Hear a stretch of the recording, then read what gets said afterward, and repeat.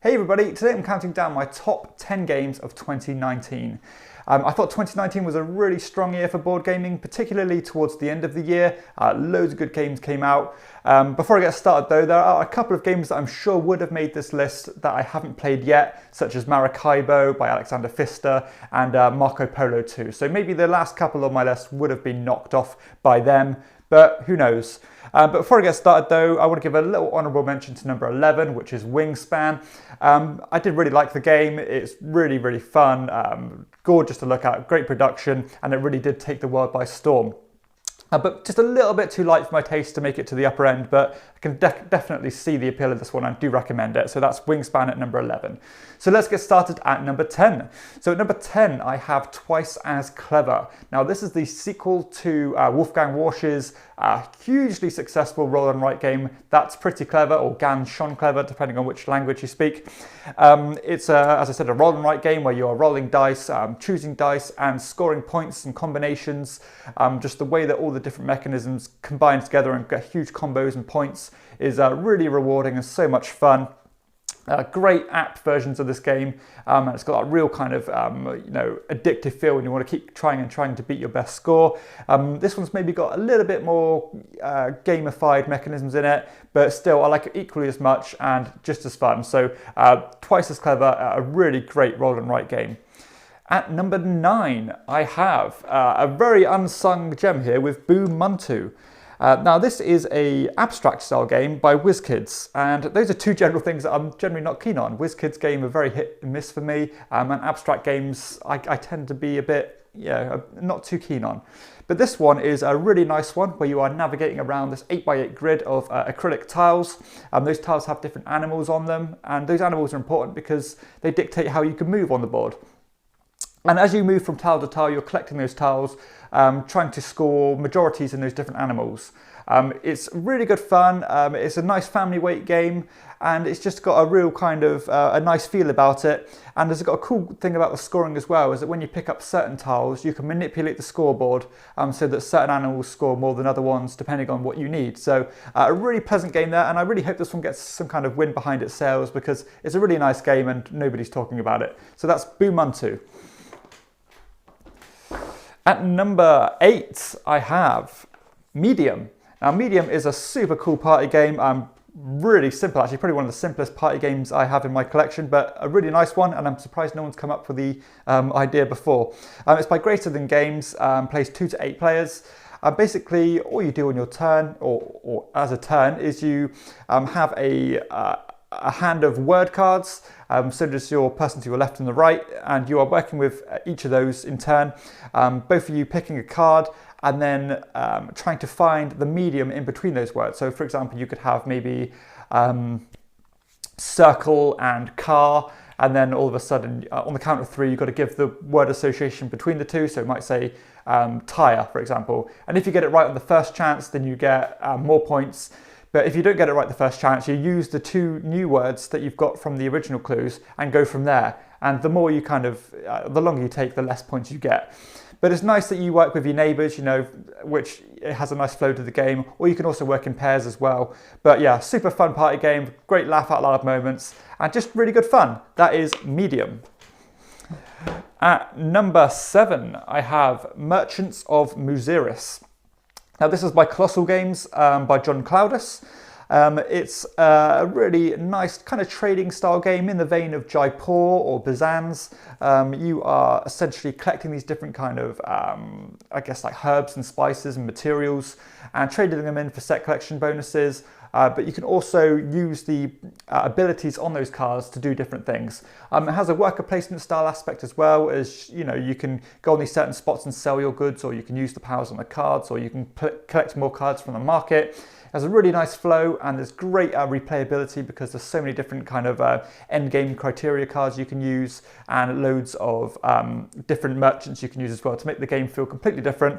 Really nice production, great artwork, and just a real joy to play. That is Merchants of Muziris. At number 6, I have 5211. Now, I really like my small, clever little card games, and this one is a really good one. For 2019, you don't get a lot of, or in this day and age, you don't get a lot of these new, nice streamlined card games that just are really thinky but simple. And this one just does fit that vein really well. Mechanically, very simple. You have 5 cards in your hand. You play 2 cards simultaneously with your opponents. Then you play another one, and then you play another one. So the rules are actually 5, 2, 1, 1. And what you're trying to do is you're trying to score cards by having the majority of a certain colour. So say there are more green cards between all the players, then all the green cards will score and go into your score pile. But then if your opponent, say, has loads more green cards than you do, and you know they're going to score a hell of a lot of points, you can play more green cards to try and bust that colour, and then the next card down will score. So some really nice little mechanisms there, and some good player interaction. Good push your luck, and yeah, it's just it's so quick as well. It takes about 10 minutes to play, and really good fun. That is 5211. Highly recommended. At number 5, I have Museum. Now, Museum is, as you can see, it's absolutely wonderful to look at. Artwork by Vincent Dutrait, who is undoubtedly probably the best artist in the business.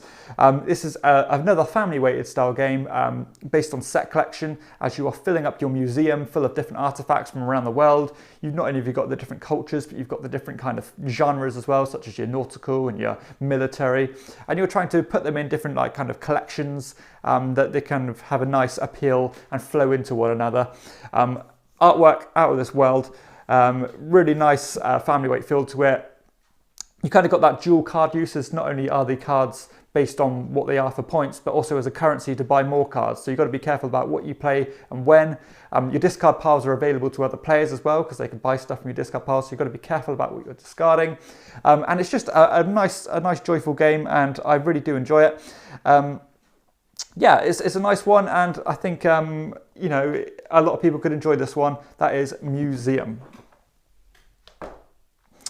At number 4, I have Letter Jam. Now, Letter Jam is a bit of a funny theme, really. It's a cooperative deduction word game.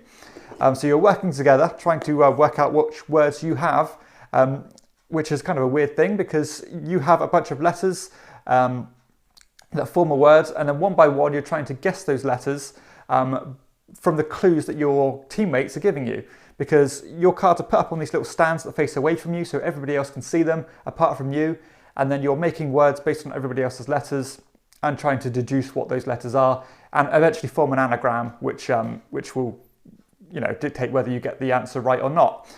Really good fun. You can be really creative about how you use the letters, and if you like games like Scrabble, but it's a bit dated and stuff like that, this one is a real one that drags that kind of feel of game into 2019 and beyond. Just a really nice game, and it's just got that kind of feel that it's going to stick around for a long time, because it's just so creative, and if you like your word games, this is one to really sink your teeth into. So that is Letter Jam by CGE.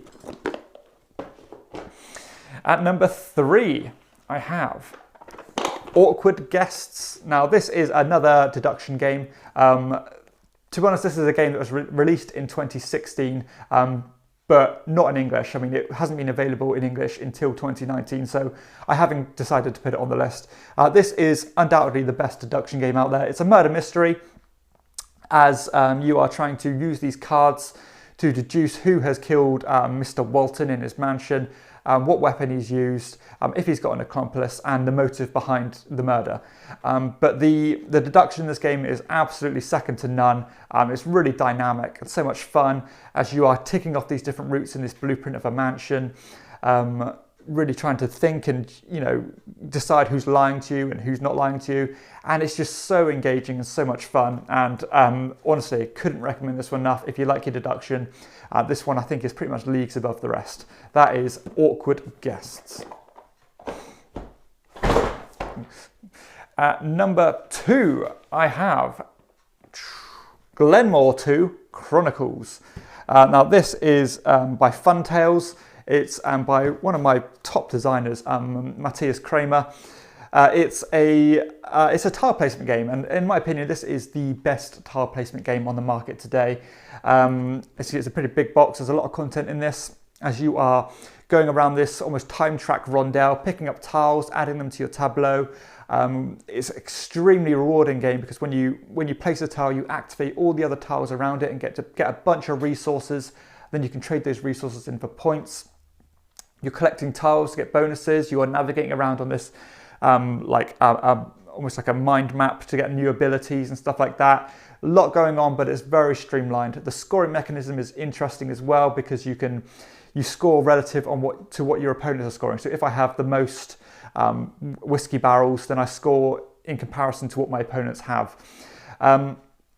There's also this cool mechanism where you've got to try to be as tight and compact as possible and not buy too many tiles because the more excess tiles you have than your opponent at the end of the game, you're going to lose points.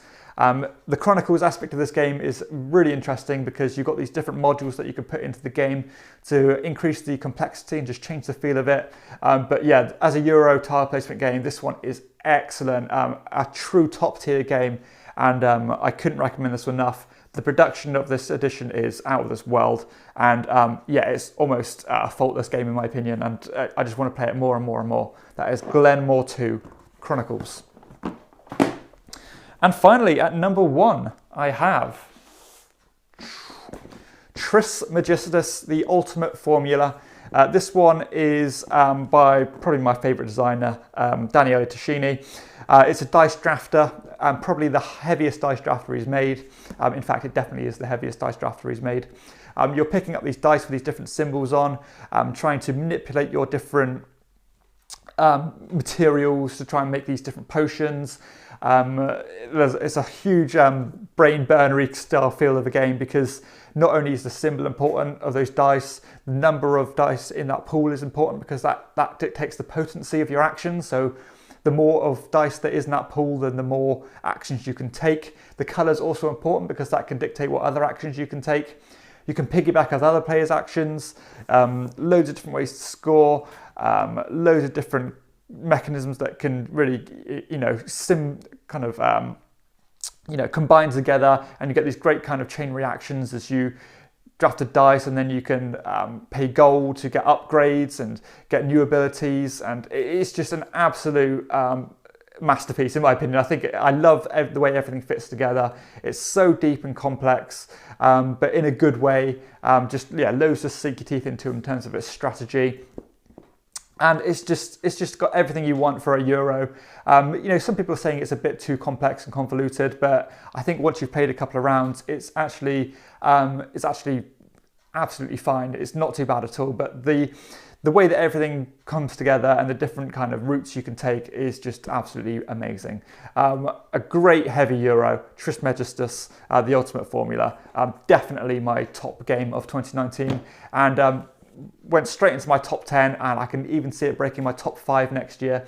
And that's how much I enjoy this game. It is truly magnificent. That is Trismegistus, the Ultimate Formula. So that concludes my top 10 games of 2019. I hope there's been something on here that's piqued your interest and maybe you want to check out now. I said loads of good games that came out this year, good ones that missed out on the top 10. So, and I've still got games to play that I haven't got round to yet. So yeah, it's only going to get better. Looking forward to what 2020 brings. I hope everybody had a good year of gaming in 2019. If you have enjoyed this video, please hit like and subscribe to my channel and check out my other videos too. You can also support me on Patreon and follow me on Instagram if you want to. I'll put the links below. So for everyone else, I'll see you next time on Chairman of the Board. Bye.